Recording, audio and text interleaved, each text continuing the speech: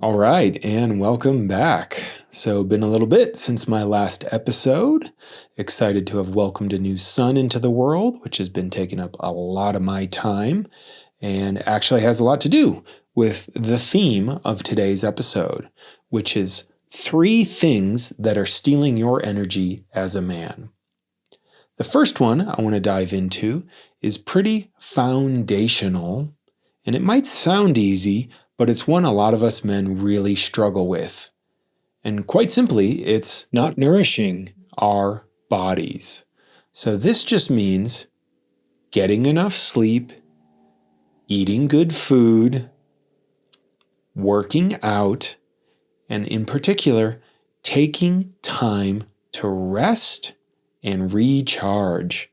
So many men I work with, and myself at different points in life, we try to hit it all the time, pedal to the metal, and we'll often just keep grinding through our lives, not really fully taking care of our bodies. This one also extends to being proactive about our health, right? Actually going to the doctor, getting checkups, following up on things that are hurting or feel a little off or different. Nourishing our bodies as men is so important. And if we're not, it makes everything else a lot more challenging. Sleep's a big one many men I know struggle with, and it's a process, right? We call it sleep hygiene these days, which are what are the things we need to do really throughout our day, starting from the moment we wake up to the moment we fall asleep, to ensure that we get good, deep, and restorative sleep. There's lots of things here related to our food, related to our technology use, to our environment, lighting, supplements. I'm not going to go through them all today, but it's something you can really move the needle on pretty fast. I've talked about before, I wear one of these fancy rings, helps me track, just gives me an overview of how much sleep am I getting, how quality is it. Lo and behold, since newborn, it's been pretty low, but that's just a normal phase of life. Nourishing our bodies, right, also includes eating good food, meaning whole foods, not just processed foods that work with our constitution. For some, that's going to be vegetarianism, keto, vegan, carnivore, whatever it is, it's what leaves you mostly nourished and with a lot of available energy. That's the key thing to really dialing in our diet. Relaxing our bodies is the other really big one. This means, we can hit it hard, we can work out, we can exercise, which are all things we need to do, but we also need to unwind, to get massages, to get in cold plunges, to use saunas, to rest. Restoring our bodies as men is so key to being effective masculine leaders in the world. And I often call this one the kind of unsexy shit work of life, right? This is the stuff that guys want to come to me, make shifts in their relationship or their dating or their careers or purpose. And lo and behold, this is often where you got to start. This is just as important part to making sure that you have energy in your body to be able to be present throughout your life. So the second really big energy suck for us men, first being not nourishing our bodies, second is holding emotions in our system. So I've talked about this a lot. There's a bit of kind of emotional constipation that often accumulates in us men when we're not given the tools, support, and community for learning what we're feeling and how to process it. There's more and more research coming out all the time about the different ways that emotional content gets stored in our body. A lot of it points to the fascia, right? The tissue that connects our bones and muscles all together. But the most important thing here is the idea is emotion, right? I've talked about this a lot, energy and motion. Emotion is a call to action. It's a response to some kind of stimulus in our relationships or environment that something needs to happen, right? Now, when that doesn't get felt, we hold it in our nervous systems. So right now, I use this example all the time. If you imagine you were bawling or saw a young boy totally crying, and you just walked up to him, or someone walked up to you and said, "Stop crying right now," immediate demand. The way we do that is we stop breathing, we tighten up our bodies, and we literally hold that emotional energy in our musculature. So it's not a passive thing, it's an active thing that when we do it long enough, we lose touch with the fact that it's happening, right? We kind of get numb to it. Now, why is that a big deal? Well, here's the experiment I've been giving guys. Right now, you can go ahead and flex all the muscles in your body. Just tighten them up. So I'm tightening up my biceps, my neck, my shoulders, my quads, my legs, just flexing them in place. Not too big a deal, right? Now hold it. Imagine I asked you to hold it for the next 30 minutes, 2 hours, 7 days. It gets exhausting pretty fast. You can go ahead and release that. But that's happening all the time with emotional content we're holding on to that we haven't processed and released. And all that energy that goes into holding, again, it's an active thing, is energy that is then not free for use in our system for the things we want to use it for. It takes a lot of metabolic resource to hold emotional content. So that's 2 so far. Not nourishing our bodies, that'll steal energy from you, and holding emotions, that'll also steal energy from you. Number 3, guess where we're going to go? We're in the body, we did the heart, now we're going to the head.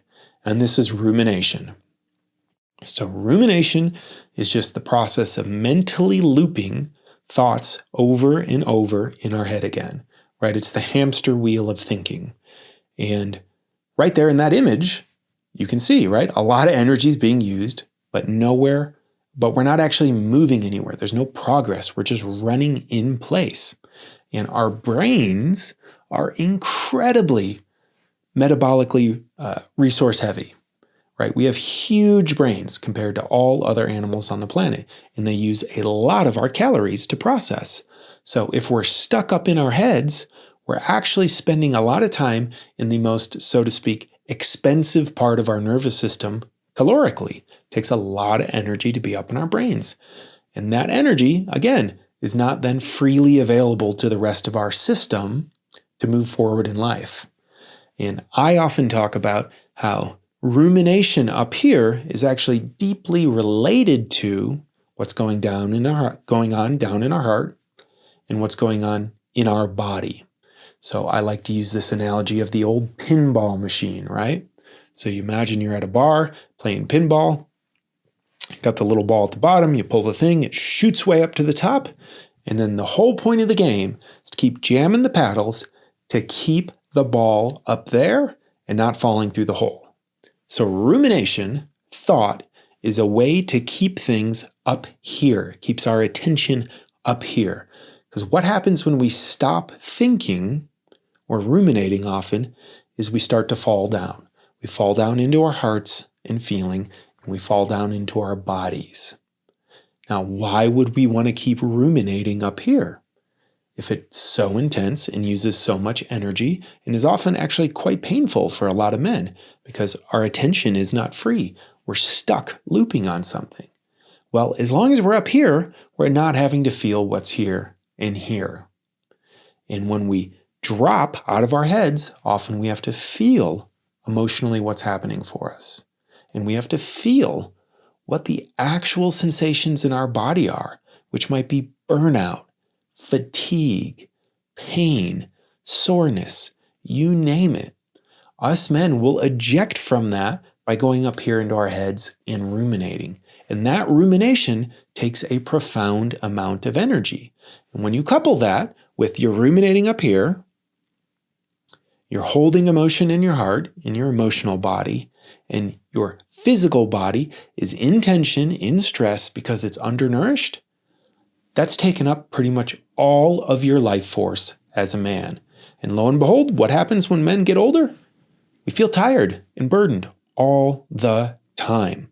It's one of the main issues I see with guys as we age.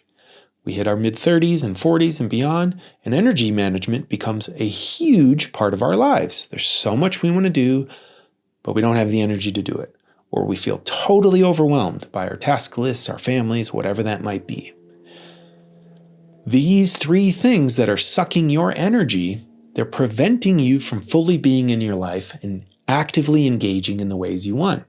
As you learn to nourish your body, as you learn to express and feel your emotions, and as you learn to not have to ruminate because you're not afraid of being in your emotions, you're not afraid of taking care of your body, you can actually relax into it, suddenly it's like a well of life force, a nuclear reactor comes back online.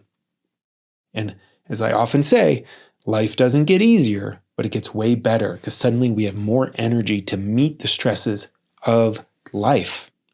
So these three things, not nourishing your body, holding emotions in your heart, and ruminating in your head, they are stealing your energy. And you need to do something about it if you want to get that energy back, if you want to reclaim your vitality. There's lots of ways to do it. One of the ways I specialize is in doing shadow work with men, which helps us remove all the blockages to feeling right here and often brings us right into our body. When we're in our body, and we're not holding emotions, it's often very sobering of, wow, I'm burnt out. Or all this drinking isn't working for me. Can't keep doing this in my job. And suddenly we take action to change our lives in pretty profound ways. So you can sign up and do some of that work with me one-on-one, or in particular, I'm going to point you to my Heart is Shadow program. It's a shadow work men's group I do twice a year, co-facilitated by my main man and amazing doctor of Chinese medicine, Dr. Luke Adler. And the shit works, right? When we do deep shadow work, what we see on the other end is reclaimed energy and vitality for men. So you can always check that out at heartisshadow.com. All right, that's it for now. Until next time.